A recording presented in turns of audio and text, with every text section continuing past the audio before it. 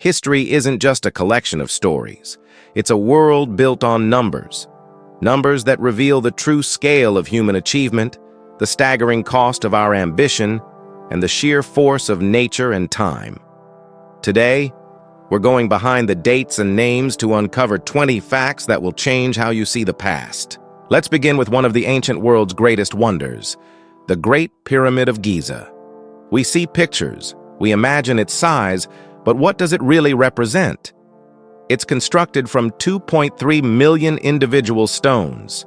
If you took those stones and laid them end to end, you could build a wall around the entire nation of France. A wall 1 meter high and 30 centimeters thick. Imagine that. A single tomb, a monument to one pharaoh, containing enough material to encircle a modern country. The sheer logistics, the manpower, the vision. It's almost beyond comprehension. Speaking of manpower, who built this wonder?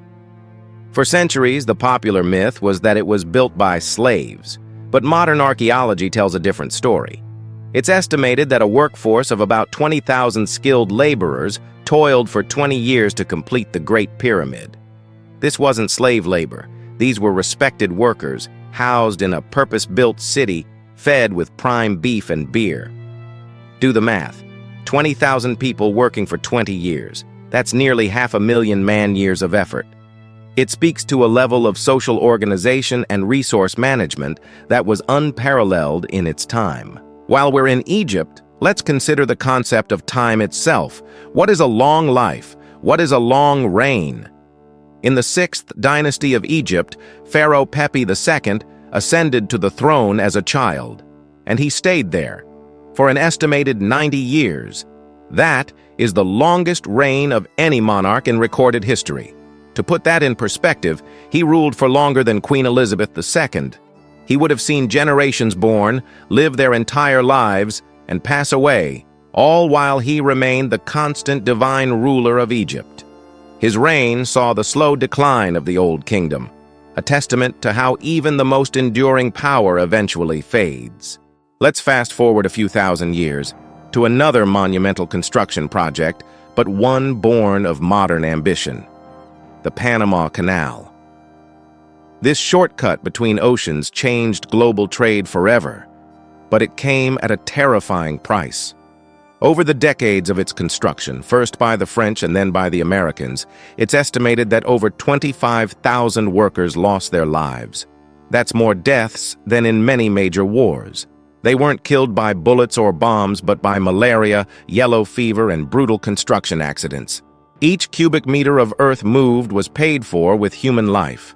From the jungles of Panama, let's travel to the heart of an empire. London, 1666. It was a city of wood, tightly packed and bustling. On September 2nd, a spark in a baker's shop on Pudding Lane ignited what would become the Great Fire of London. Over the next 4 days, the inferno raged, consuming everything in its path. By the time it was over, 80% of the city's wooden structures were gone. 13,000 houses, 87 churches, St. Paul's Cathedral, all reduced to ash. It was a tragedy that erased medieval London, but from its embers rose the modern city we know today, rebuilt with brick and stone. Now, let's turn our attention to the vast networks that held empires together. When you think of Rome, you think of legions and emperors. But perhaps its most enduring legacy lies beneath our feet. The Romans were master engineers, and they built an astonishing 400,000 kilometers of roads. That's enough road to circle the entire planet 10 times. These weren't just dirt tracks. They were sophisticated, multi-layered structures designed to last for centuries. The roads were the arteries of the empire, allowing armies, goods, and ideas to move with unprecedented speed. They truly believed that all roads led to Rome because, in a way, they built them all. And who paid for this empire? The citizens. At its zenith, the Roman Empire governed an estimated 70 million people.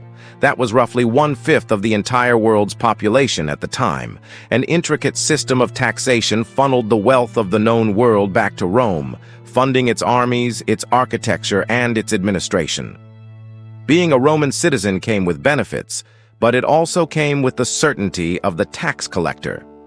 It was a colossal enterprise of governance and finance on a scale the world had never seen before. Of course, Rome wasn't the first great empire. Let's look at Persia.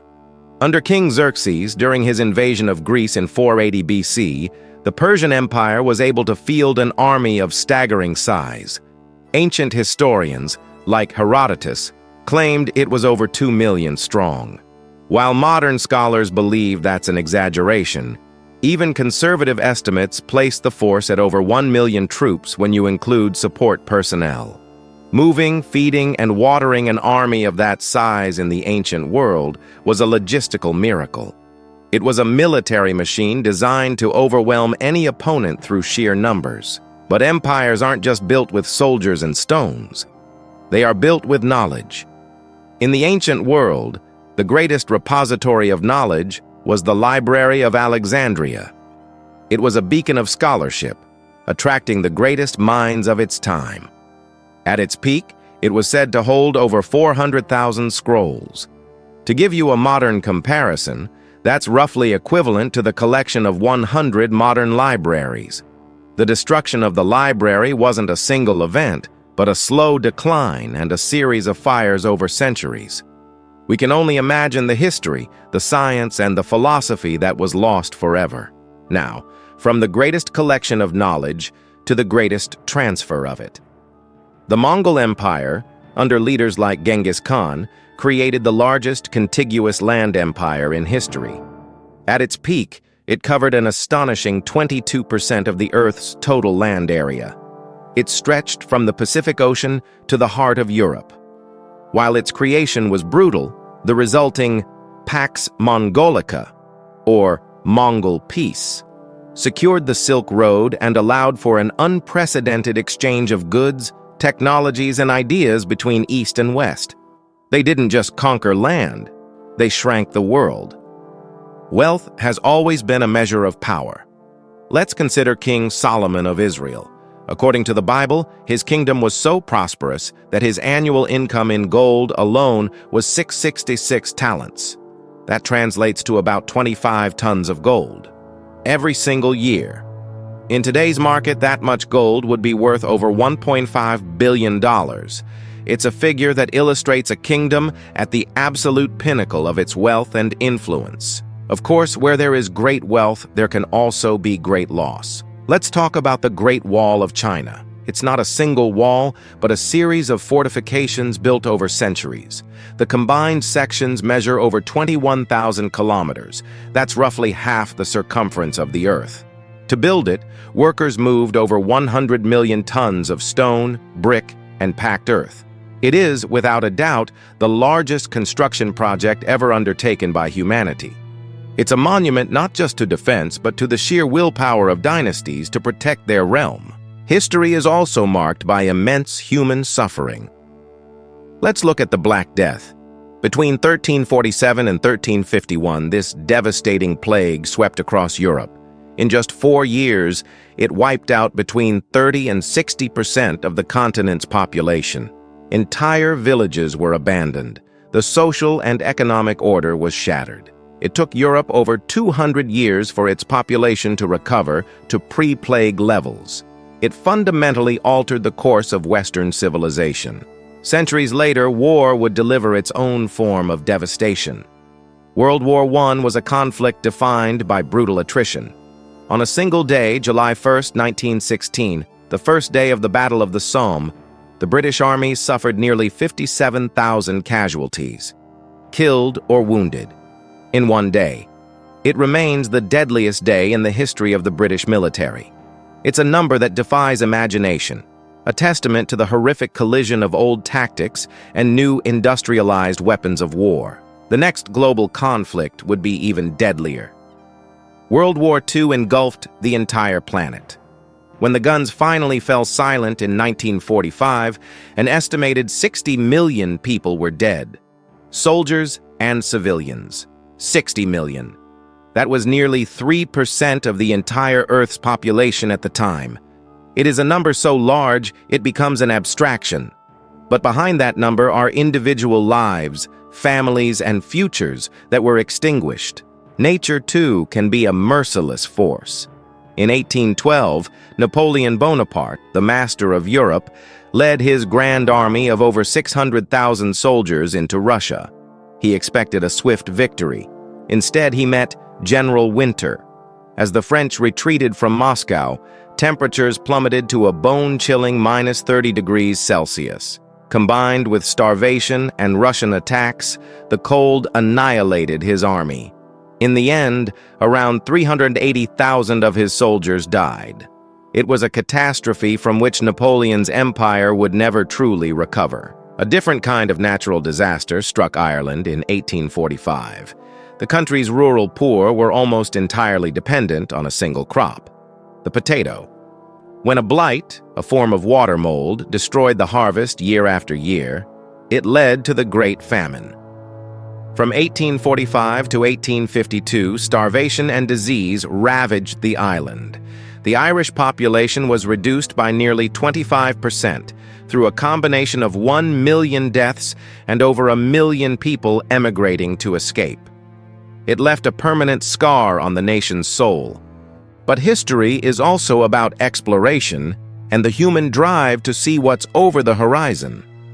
In 1519, Ferdinand Magellan set out from Spain with 5 ships and 270 men to find a western route to the Spice Islands. What he achieved was the first circumnavigation of the globe. But the journey was an ordeal of starvation, mutiny, and disease. It took 3 years. Magellan himself was killed in the Philippines. In the end, only 1 ship and 18 men returned to Spain, a survival rate of less than 10%. The journey was a success, but at a cost of over 80% of his crew's lives. Finally, let's look at a symbol of hope. The Statue of Liberty, a gift from France to the United States. We see her as a colossus, but what is she made of? Her copper skin is only 2.4 millimeters thick, but in total, it weighs 31 tons. Beneath that skin is a skeleton of 125 tons of steel, designed by Gustave Eiffel. Altogether, she weighs as much as 20 large elephants. She is a monument not just to liberty, but to a remarkable feat of 19th century engineering and international friendship. From the weight of a statue to the weight of an empire, from the length of a wall to the length of a life.